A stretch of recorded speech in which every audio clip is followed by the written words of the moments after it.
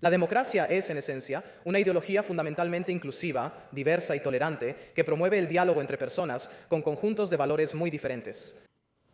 Permite la representación proporcional de cada grupo en el país, sin importar su origen, y en la toma de decisiones colectivas. Pero el Islam, en su base más fundamental, establecida en el Corán y textos complementarios, no lo hace. Es inherentemente misionero. Busca convertir al Islam a todas las personas de este mundo, o hacer proselitismo para ello. Los islamistas en la Oxford Union estaban absolutamente sorprendidos por este estudiante. Échenle un vistazo. El Islam no es incompatible debido a sus fallas en su filosofía o en su aparente homogeneidad. El Islam es incompatible porque, incluso con su faccionalismo, incluso con sus sectas radicalmente diferentes como el sunismo, el chiismo y muchas otras, el poder último no está en manos de ninguna persona o pueblo, sino que está en las manos intangibles de Alá. Por lo tanto, las decisiones en el impacto no están ancladas a un Estado o gobierno que pueda ser responsabilizado, sino a un concepto irrefutable de un ser supremo que no puede ni va a responder ante la humanidad.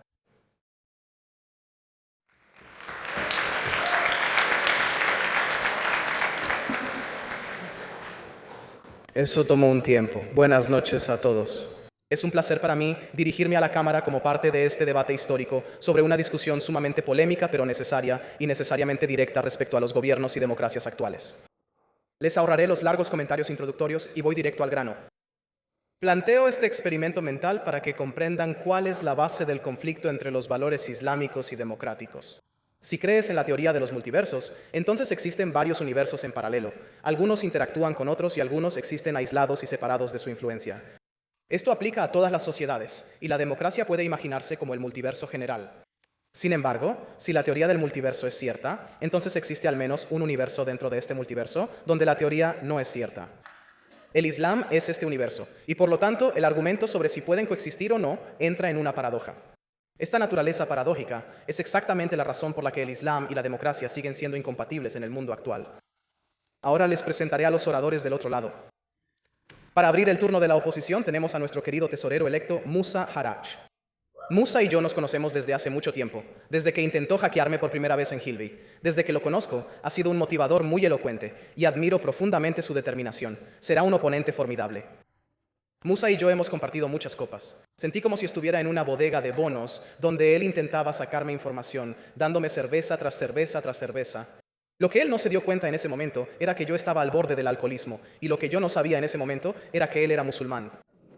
Lo cual explica su postura sobre la oposición. Sí, pero plantea la pregunta, ¿qué hacía él rondando bares a altas horas de la noche? A continuación, tenemos al ministro serbio Usami Sekolj, líder del Partido de Justicia y Reconciliación, reconocido en la región de Sanjak y entre las comunidades musulmanas bosnias. Me han dicho de buena fuente, Usami, que solías administrar una tienda de alimentos orgánicos llamada Biosan. Eso está muy bien, pero solo por esta noche. Creo que es hora de que dejes a un lado las judías verdes y te concentres en algo más serio. Después de él tenemos al Dr. Masli Malik, el exministro de Educación de Malasia.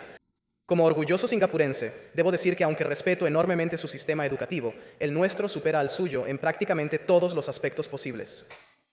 También sé que completó su doctorado en Durham. Me alegra ver que por fin llegó a Oxford, aunque sea una vez.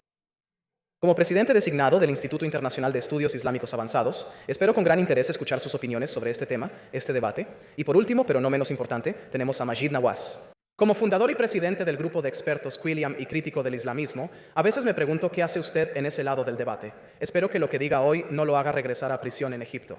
Sin embargo, sus experiencias con organizaciones extremistas y prisiones en Inglaterra, Egipto y otros lugares debieron ser decisivas para formar su perspectiva sobre lo que usted llama un proyecto global totalitario y teopolítico. Tengo muchas ganas de escuchar sus ideas, sus oradores. Ibrahim. Ahora, para profundizar en el tema, esta Cámara cree que el Islam es incompatible con la democracia. Es una moción sencilla con muchas formas de abordarla, pero la manera en que voy a explorar esto en el discurso de hoy es a través del lente del uso del Islam en la política de poder moderna. No profundizaré demasiado en la teología islámica, porque 9 minutos simplemente no son suficientes para adentrarse en la filosofía islámica. En su lugar, abordaré ciertos conceptos sobre la legitimidad del Islam en los gobiernos de todo el mundo, su uso como razón de ser para partidos políticos, particularmente en Europa e India, y las justificaciones que ofrece para acciones y principios antidemocráticos en varias naciones. Así que, en esencia, el argumento que expondré en este debate se centrará en el hecho incontrovertible de que el Islam y la democracia son dos conceptos irreconciliables debido a los principios fundamentales por los que existen y operan, especialmente en lo que respecta a los enfoques de gobernanza y, finalmente, la rendición de cuentas. La esencia del argumento es que el Islam como religión y la democracia como principio son incompatibles en cuanto a la cuestión de la autoridad. En un sistema democrático, la autoridad para llevar a cabo acciones recae en un órgano de toma de decisiones colectiva. Una camarilla de representantes, ya sea el Senado de Estados Unidos, la Cámara de los Comunes británica o la Lok Sabha de la India, no importa. En estos órganos deliberativos, los temas pueden remitirse a las opiniones individuales, los principios del partido o simplemente a las actitudes sociales generales en el clima sociopolítico. En otras palabras, las decisiones tomadas por el gobierno democrático son, como predijo Lincoln, hechas por partidos del pueblo, discutidas por el pueblo y toman acciones sensatas para el pueblo.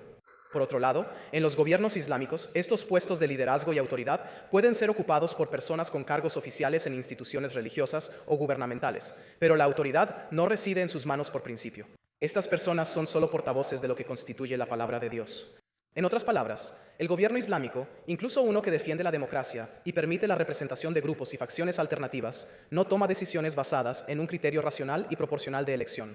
Más bien, fundamenta la toma de decisiones en los conceptos y virtudes resaltados en el Corán y otros textos religiosos, y permite que las interpretaciones de la voluntad de Alá dicten la última palabra en cualquier asunto. Entonces, el problema aquí surge cuando anclas esto a un ser incorpóreo. El tema en este debate no es si Dios existe, así que no voy a adoptar ese razonamiento para explicarme.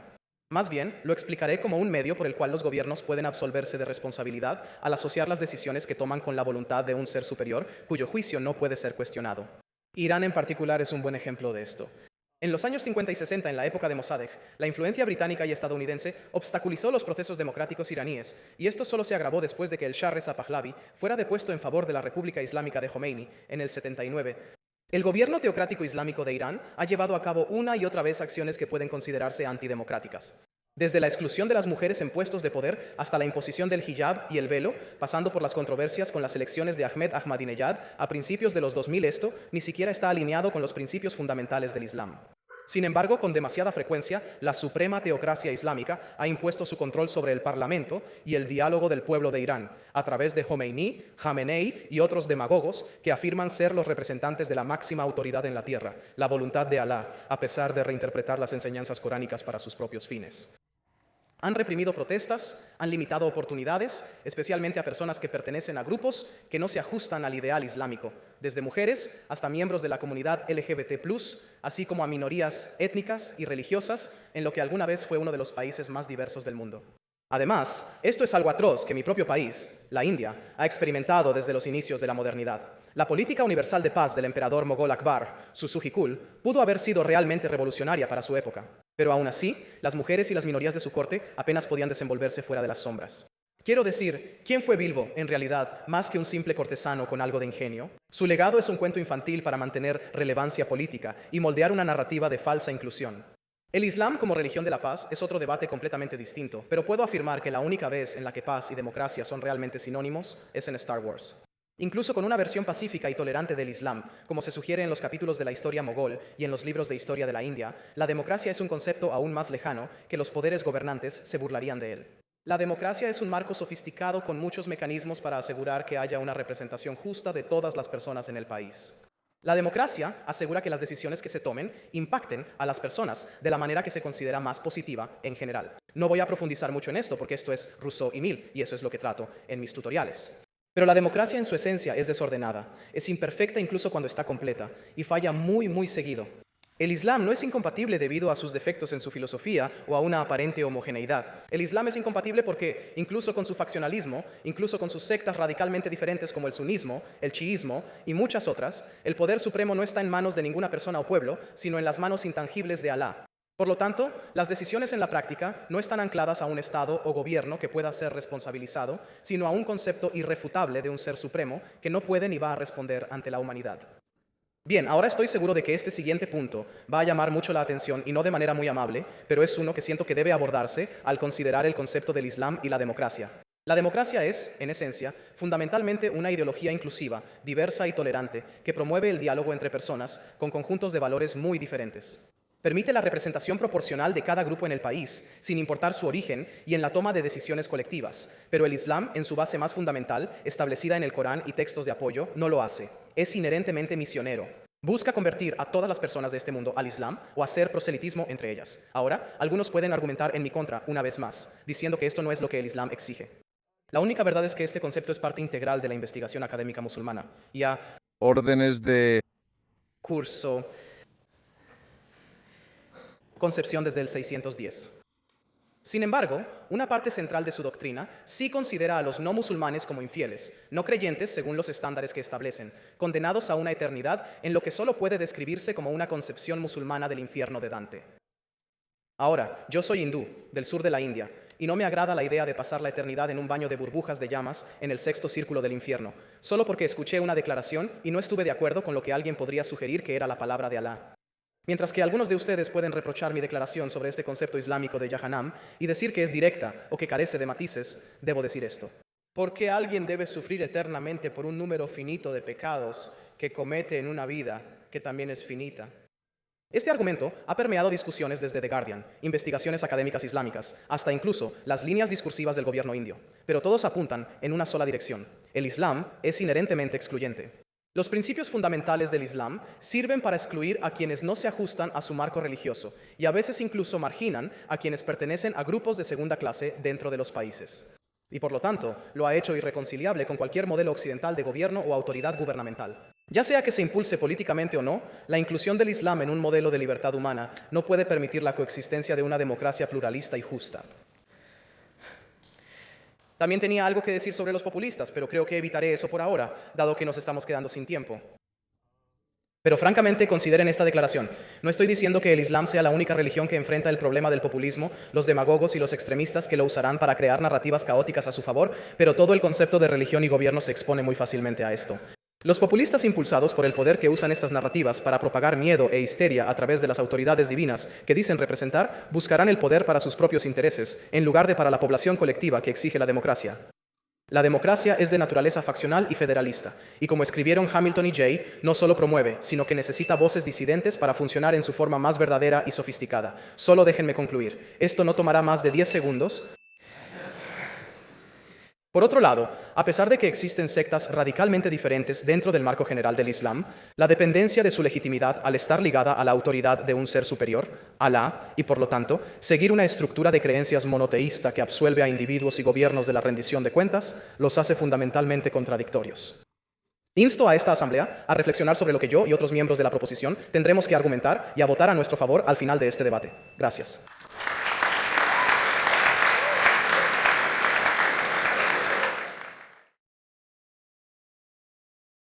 Excelente debate aquí y un gran trabajo demostrando exactamente por qué el Islam no es compatible con la democracia, por qué, ya saben, Gran Bretaña y el Islam son como el agua y el aceite.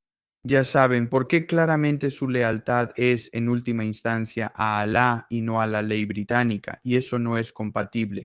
Y que, ya saben, el objetivo final de un verdadero musulmán es instaurar la Sharia, es implementar la ley islámica completa y hacer la guerra contra Occidente hasta que eso se logre. Y eso es un problema. Esencialmente, el problema es demográfico. El problema es que hay cierta cantidad de personas y si esas personas van a ser de la fe islámica, entonces Gran Bretaña se convertirá en un país islamista. Creo que JD Vance bromeó recientemente diciendo que, ya sabes, se preguntaba quién sería el primer estado islamista con una bomba nuclear y dijo que podría ser el Reino Unido porque esa es la realidad. El Reino Unido va en esa dirección si no corrigen el rumbo y dicen no a la inmigración. Y dicen que van a pausar todo eso y a buscar la manera de incentivar a la gente para que tenga más y más hijos, que la gente es británica de nacimiento tenga más y más hijos. Y Trump está haciendo eso ahora mismo en los Estados Unidos de América. Él se está asegurando de que haya incentivos muy grandes para que la gente tenga muchos hijos. Y si incentivas a los estadounidenses y a los británicos de nacimiento para que tengan hijos, esa es la mejor especie de barrera o freno contra esta amenaza, porque no vas a impedir que ellos tengan hijos. Eso no, sabes, primero que nada es asqueroso, no puedes hacer eso. Pero además, en segundo lugar, simplemente ellos van a tener hijos. Así que la realidad es que la mejor manera de detener eso y la mejor manera de, ya sabes, creo que Patrick Bet-David lo dice todo el tiempo, él dijo, ya sabes, podrías discutirlo, podrías tener un problema con que el Islam sea la mayoría en el mundo, pero ya sabes qué vas a hacer al respecto. Vas a tener hijos e intentar enseñarles a estar orgullosos de su país e intentar crear esta especie de ola patriótica y votar por las personas correctas y todas esas cosas. ¿O solo te vas a quedar de brazos cruzados y quejarte? Porque si solo te quedas sentado y te quejas no vas a llegar a ningún lado. Así que ese es mi pequeño desahogo de hoy. Y este estudiante hizo un gran trabajo exponiendo los hechos de que el Islam no es compatible con la democracia. Y cualquiera que te diga que sí lo es, obviamente lo está tergiversando o es ingenuo ante las realidades de lo que sería, por ejemplo, un Estado islámico, ¿sabes? Y realmente no coincide con la democracia. Gracias por ver el video y nos vemos en el próximo. ¿Estás listo para cambiar tu vida? Dream Raffle te está dando la oportunidad de hacer justamente eso. Y Ganar un departamento de lujo de 1.2 millones de dólares en Jerusalén, justo en el corazón de la capital de Israel. Compra tus boletos antes del 22 de diciembre y también participarás para ganar un bono en efectivo de $15,000. No esperes. Esta podría ser la casa de tus sueños y el premio en efectivo de tus sueños. El enlace está en la descripción de abajo. Consigue tus boletos ahora antes de que sea demasiado tarde.